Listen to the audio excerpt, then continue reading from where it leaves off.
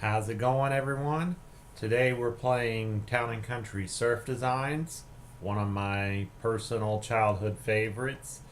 Not really commonly accepted by the internet gaming community because of the fact that it's made by LJN, but I happen to like it. So let's just get going. Gonna fire up the game.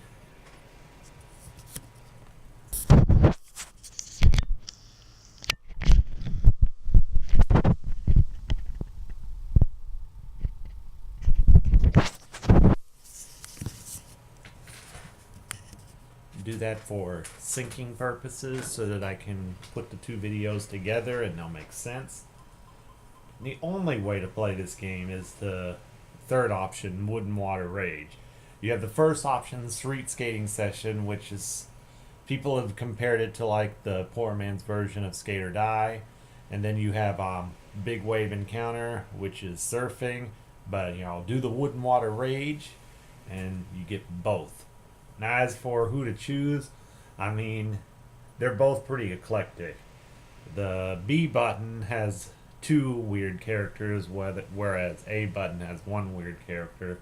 So you know me, I'm gonna go with the weird. I'm gonna go with a Tiki Man, and I forget the other guy's name. It's a cat in a tuxedo. I mean, how can you not love that? So we have Tiki Man here, and I like this game. The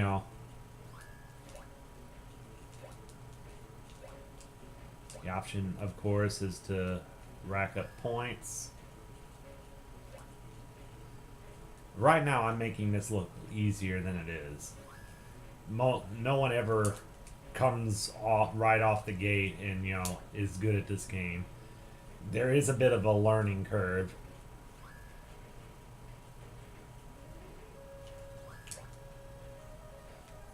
And people will say that it's because the controls are flawed. Maybe they are. But it does take a little bit of practice to be able to do anything basically without being overly careful. Now, the surfing, that's a whole nother thing entirely. I firmly believe that the surfing is basically luck. You get points for doing the jump. Yep. Oh man, that was close. Yeah. What you're trying to do is you're trying to get to the pier on the right side, but it randomly appears. The pier randomly appears. Yeah, something like that. But see, it's not showing up. Oh, I'm gonna bail. Yep. I love that. Oh, there we go.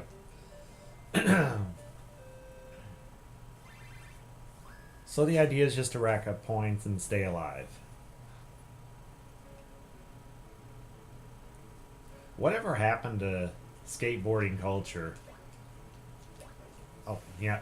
See, there it goes. I'm going to start making stupid mistakes like that. This game came out in the late 80s, and I remember skateboarding culture was like big back then, and then it kind of disappeared for a while, and then it came booming back with like Tony Hawk, Rodney Mullen, and all those dudes. Like, what was that, late 90s? So, I mean, it was gone for most of the 90s, which is funny because, when I think of the 90s, I think of skateboarding, but in reality, when I actually go back and remember it, skateboarding wasn't there for most of the 90s. Let's see if I can do this. This is very difficult to do without any speed. Okay, so when I think of the 90s, I do think of skateboarding. You think of Bart Simpson and all that nonsense. But in reality, I go back and I remember it, and skateboarding kind of went away in the early 90s and didn't come back until the late 90s. And as far as I can tell, it's still here. Because what kind of happened with the turn of the century is that all the subcultures and stuff became a lot more with the internet. All the subcultures and all the little things became a lot more commonly accepted.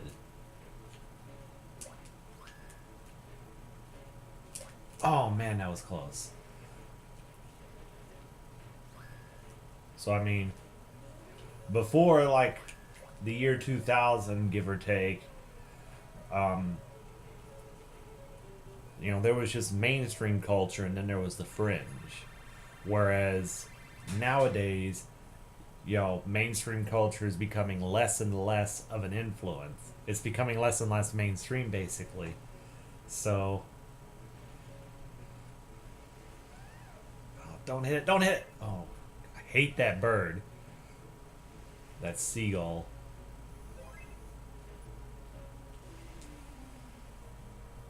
How can you not love surfing as a gorilla? This gorilla actually had a sequel. He starred in a sequel to this game, Thrilla Gorilla. Awesome name, by the way.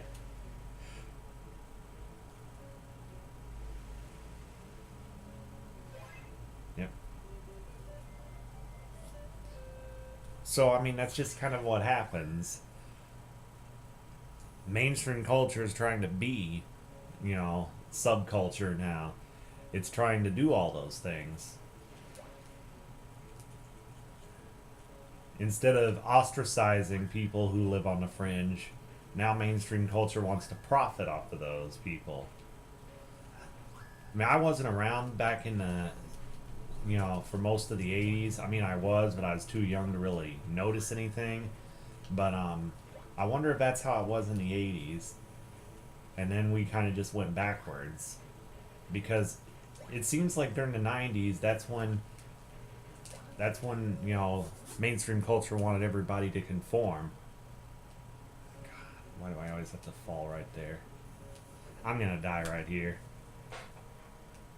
That is so difficult to do without any speed. Oh, got it.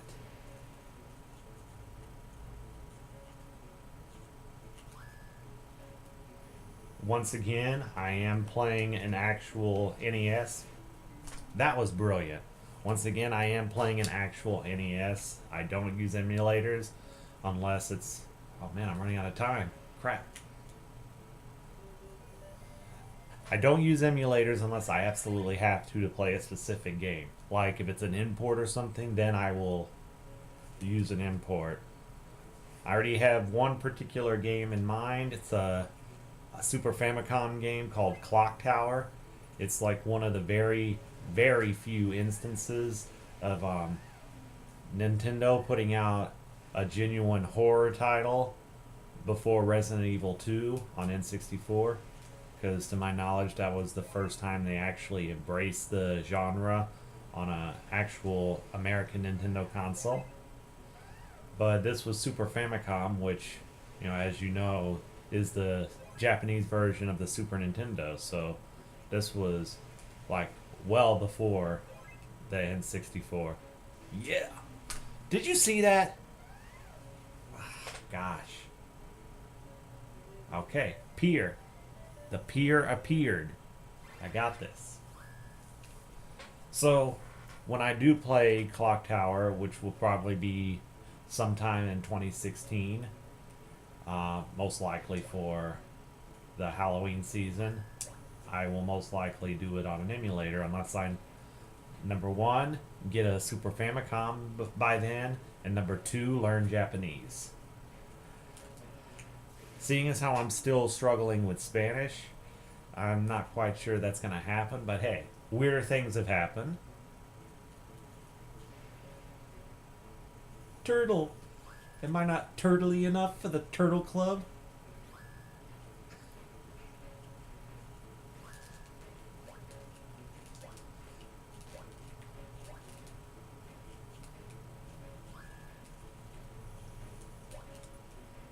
Something strange happens when I turn the camera on and play these games.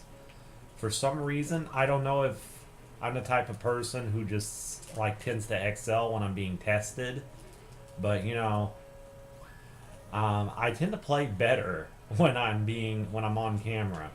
9 times out of 10. I mean, I'm not bad at this game by any stretch of the imagination, but like right now, I'm doing better than I usually do, and this is like first thing in the morning. I didn't do any elaborate costume because I'm doing like a 30-day challenge. My challenge is to every day do at least a third of a session, because, well, a third of a production, not a session, because a session is a third of a production. You have um, production. I mean, technically you have pre-production, production, and post-production. But the way I break up the gossip and game production is recording, um, doing the bulk of the editing, crap, and final editing such as graphics and text and sound effects if I ever need sound effects. So that's just kind of how that works. So I can cross off, and I use the Seinfeld method, by the way. The Seinfeld method is you have an actual calendar on the wall, and for every day that you meet your goal, you put an X on that day. And then eventually you start getting a calendar full of X's, and the idea is to is you get pressured into not breaking the cycle, not having that one day without an X. And apparently it tends to work very well. I mean, I've kind of dabbled with it in the past month for different things, but I want to apply it towards my production. Oh, darn. I want to apply it towards my production and to get things popping that way, man. So my goal is to, you know, darn it, I forgot to grab the board. You got to press back on the control, the D-pad, to hold the board to jump with the board. Because if you just press A without pressing back, you do this. Yeah, see, I would have bailed right there if I hadn't have. Come on, hurry up, hurry up, hurry up. I can't possibly make that.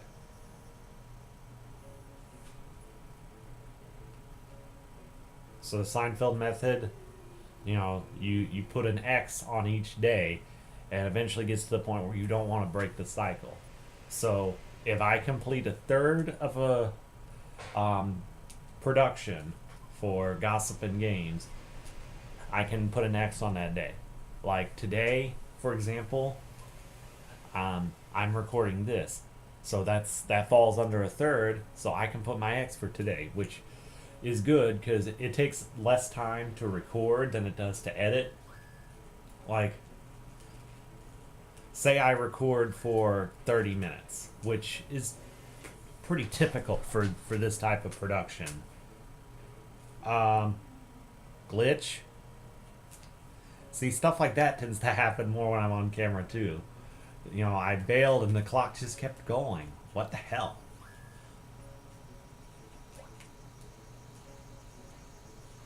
But yeah, if I record for 30 minutes, you're probably looking at least 45 minutes to an hour if you're being efficient when it comes to chopping the footage up.